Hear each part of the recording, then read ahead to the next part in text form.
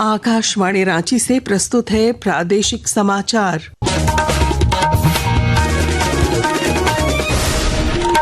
नमस्कार, प्रादेशिक समाचारों के साथ मैं पूनम किरकेट्टा। पहले मुख्य समाचार। प्रधानमंत्री धन धान्य कृषि योजना को केंद्रीय मंत्रिमंडल की मंजूरी। सूचना एवं प्रसारण मंत्री अश्विनी वैष्णव ने कहा, इस योजना से देश के 100 जिलों में बढ़ेगी कृषि उत्पादकता। 1,70,00,000 किसानों को मिलेगा लाभ। बोकारो में आज भी मुठभेड़ में 5 लाख रुपए का इनामी नक्सली कुंवर माझी समेत 2 उग्रवादी मारे गए। मौके से AK-47 समेत नक्सली सामग्री बरामद। राज्यपाल संतोष गंगवार ने शहीद CRPF जवान को दी श्रद्धांजलि। झारखंड में निकाय चुनाव की तैयारियां तेज। अक्टूबर-नवंबर में चुनाव की संभावना। हजारीबाग में राज्य पिछड़ा आयोग के अध्यक्ष ने कहा, OBC आरक्षण के लिए ट्रिपल टेस्ट प्रक्रिया अंतिम चरण में। जामताड़ा के 72 स्कूलों में बनेंगे साइबर सुरक्षा क्लब। साइबर अपराध रोकथाम को लेकर मास्टर ट्रेनरों का प्रशिक्षण जारी। और मौसम विभाग ने राज्य के 6 जिलों में जारी किया बारिश का येलो अलर्ट। पलामू, गढ़वा, लोहरदगा, चतरा और कोडरमा में कल भारी बारिश और वज्रपात की आशंका। आज कोडरमा में वज्रपात से 2 की मौत। और अब समाचार विस्तार से।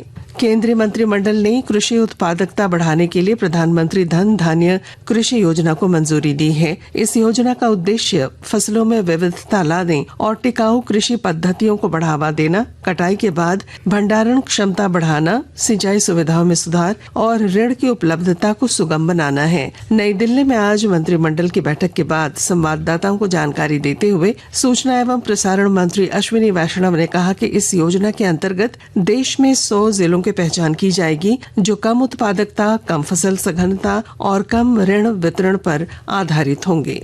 100 ऐसे जिले जिसमें कृषि पर 3 पैमानों पर वो बाकी सब जिलों से पीछे हो, ऐसे 100 जिलों को चयनित करके उसमें एक फोकस्ड वे में 11 मंत्रालयों के 36 स्कीम्स, इन सब को कन्वर्ज करके एक इंटीग्रेटेड वे में कृषि का विकास करें। ये प्रधानमंत्री धन धान्य कृषि योजना का उद्देश्य है।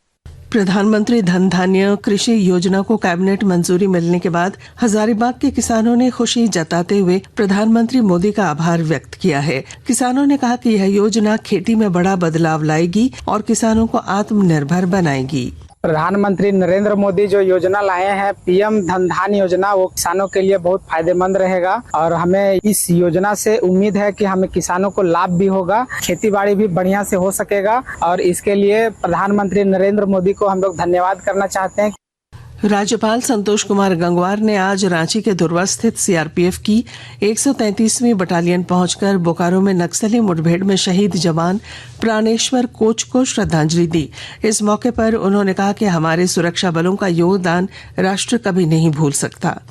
देश में ऐसी घटनाएं कम हो गई, पर तो भी जैसा हम लोगों ने तय किया है अगले इसी वर्ष में इसको निश्चित रूप से पूर्ण रूप से समाप्त करने का काम करेंगे। और वास्तव में जो कमी हुई है ये तो बहुत ही अच्छे जाबाज थे।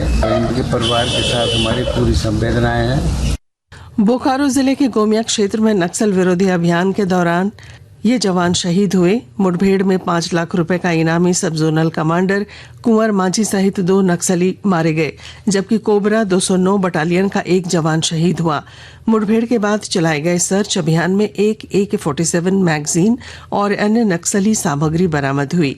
पुलिस अधीक्षक हरविंदर सिंह ने बताया कि क्षेत्र में सर्च अभियान अभी जारी है। पूर्व में बोकारो में मुठभेड़ हुआ था, उसमें लगभग अभी 10 नक्सली मारा गए थे, उसमें एक CCM का भी मेंबर था। इस बार हम लोग का अभियान कल रात में निकला था, इसमें कोबरा का जवान थे और हमारा बोकारो पुलिस को भी जवान थे। सुबह नक्सली के साथ मुठभेड़ हुआ है, इसमें एक नक्सली है जो 5 लाख का इनामी है, वो मारा गया है और एक आदमी भी मारा गया है, उसको पहचान किया जा रही है। एक AK-47 वेपन भी उसी स्पॉट से बरामद हुआ है। झारखंड में निकाय चुनाव को लेकर तैयारियां तेज हो गई हैं और अक्टूबर-नवंबर तक चुनाव संपन्न होने की संभावना है। हजारीबाग पहुंचे राज्य पिछड़ा वर्ग आयोग के अध्यक्ष जानकी यादव ने बताया कि ट्रिपल टेस्ट की प्रक्रिया जारी है। उन्होंने उच्च स्तरीय बैठक की और 5 वार्डों का भौतिक सत्यापन भी किया। ओबीसी वर्ग को आरक्षण मिलना है इन चुनावों में। इसका ट्रिपल टेस्ट की प्रक्रिया चल रही है और उसका आज हम लोगों ने बड़ा बैठक किया है। सूची में जो नाम है, जो जाति है, जो वर्ग है, वो सही है कि गलत, उसका हम लोग जांच कर रहे हैं। बहुत ही जल्द हम लोग इस प्रक्रिया को पूरा करके राज्य चुनाव आयोग को भेजेंगे।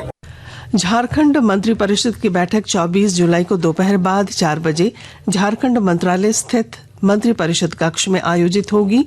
मंत्रिमंडल सचिवालय एवं निगरानी विभाग ने इसकी जानकारी दी है। आकाशवाणी के ताजा तरीन समाचारों के लिए आप हमारी वेबसाइट newsonair.gov.in पर लॉग ऑन कर सकते हैं। ताजा समाचार X handle @AIR news alerts और Facebook page all India radio news पर भी उपलब्ध है। आप प्रादेशिक समाचार एकांश के एक्स हैंडल @AIR न्यूज_रांची और Facebook page Akashvani news Ranchi, Instagram page तथा YouTube channel AIR news Ranchi पर भी हमारे बुलेटिन सुन सकते हैं। प्रादेशिक समाचार आप आकाशवाणी रांची से सुन रहे हैं। शेष समाचार इस विराम के बाद।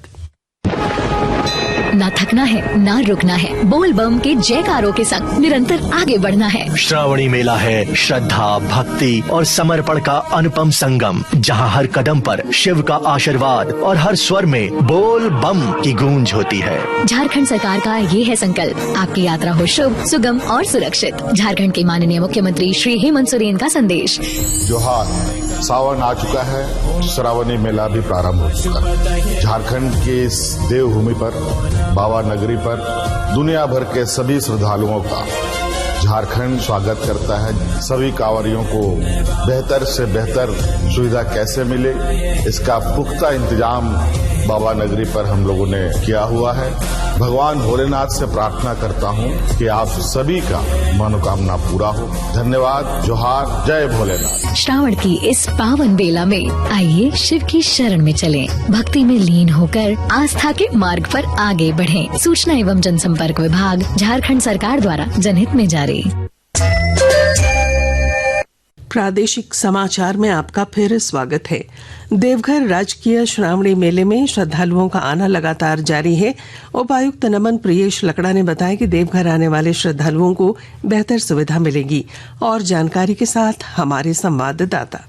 राजकीय श्रावणी मेला में श्रद्धालुओं की लगातार भीड़ बढ़ रही है। बाबा को जलाभिषेक करने के लिए लंबी लाइनें लगी है। वहीं जिला प्रशासन इस प्रयास में लगे हैं कि श्रद्धालुओं को बेहतर सुविधा मिले, ताकि देवघर आने वाले श्रद्धालु यहां से बेहतर अनुभव लेकर जाएं। उपायुक्त नमन प्रियेश लकड़ा ने बताया कि करीब 4 लाख कांवरियां अब तक जलाभिषेक कर चुके हैं और प्रतिदिन 80 से 90 हजार कांवरियों का जत्था देवघर पहुंच रहा है। उन कांवरियों को बेहतर सुविधा मिले, इसको लेकर जिला प्रशासन की टीम प्रयासरत है। आशीष कुमार अम्बस्ट, आकाशवाणी समाचार, देवघर। कोडरमा गया रेलखंड पर बसकटवा हॉल्ट के पास भूस्खलन से रेल ट्रैक पर मलबा गिरने से अप लाइन पर परिचालन घंटों बाधित रहा। हालांकि मलबा हटने के बाद रेल संचालन बहाल किया गया। कोडरमा के डोमचांच थाना क्षेत्र के घरबरियाबर गांव में आज खेत में काम के दौरान एक पिता और उसकी 15 वर्षीय बेटी वज्रपात की चपेट में आ गए। घटना के बाद दोनों को अस्पताल ले जाया गया, जहां इलाज के दौरान दोनों की मौत हो गई। इधर लातेहार में लगातार 14 घंटे से हो रही बारिश के कारण बारेसाड़ घाटी में भूस्खलन हो गया, जिससे लातेहार महुआडांड सड़क पूरी तरह बंद हो गई है। एसडीएम विपिन कुमार दुबे के निर्देश पर मलबा हटाने का कार्य शुरू कर दिया गया है। मौसम विभाग ने राज्य के 6 जिलों में कल भारी बारिश और वज्रपात की आशंका को लेकर येलो अलर्ट जारी किया है। इनमें पलामू, गढ़वा, कोडरमा, लोहरदगा, चतरा और कोडरमा शामिल हैं। पिछले 24 घंटों में राज्य में सबसे अधिक 187.2 मिलीमीटर बारिश साहिबगंज के राजमहल में हुई। वहीं राजधानी रांची में 9 मिलीमीटर बारिश रिकॉर्ड की गई। और अब अंत में मुख्य समाचार। प्रधानमंत्री धन धान्य कृषि योजना को केंद्रीय मंत्रिमंडल की मंजूरी। सूचना एवं प्रसारण मंत्री अश्विनी वैष्णव ने कहा, इस योजना से देश के 100 जिलों में बढ़ेगी कृषि उत्पादकता। 1,70,00,000 किसानों को मिलेगा लाभ। बोकारो में आज भी मुठभेड़ में 5 लाख रुपए का इनामी नक्सली कुंवर माझी समेत 2 उग्रवादी मारे गए। मौके से AK-47 समेत नक्सली सामग्री बरामद। राज्यपाल संतोष गंगवार ने शहीद CRPF जवान को दी श्रद्धांजलि। झारखंड में निकाय चुनाव की तैयारियां तेज। अक्टूबर-नवंबर में चुनाव की संभावना। हजारीबाग में राज्य पिछड़ा आयोग के अध्यक्ष ने कहा, OBC आरक्षण के लिए ट्रिपल टेस्ट प्रक्रिया अंतिम चरण में। जामताड़ा के 72 स्कूलों में बनेंगे साइबर सुरक्षा क्लब। साइबर अपराध रोकथाम को लेकर मास्टर ट्रेनरों का प्रशिक्षण जारी। और मौसम विभाग ने राज्य के 6 जिलों में जारी किया बारिश का येलो अलर्ट। पलामू, गढ़वा, लोहरदगा, चतरा और कोडरमा में कल भारी बारिश और वज्रपात की आशंका। आज कोडरमा में वज्रपात से 2 की मौत। और इसके साथ ही आकाशवाणी रांची से प्रादेशिक समाचार का ये बुलेटिन समाप्त हुआ। अगला प्रादेशिक समाचार बुलेटिन कल सवेरे 8:30 बजे प्रसारित किया जाएगा। नमस्कार।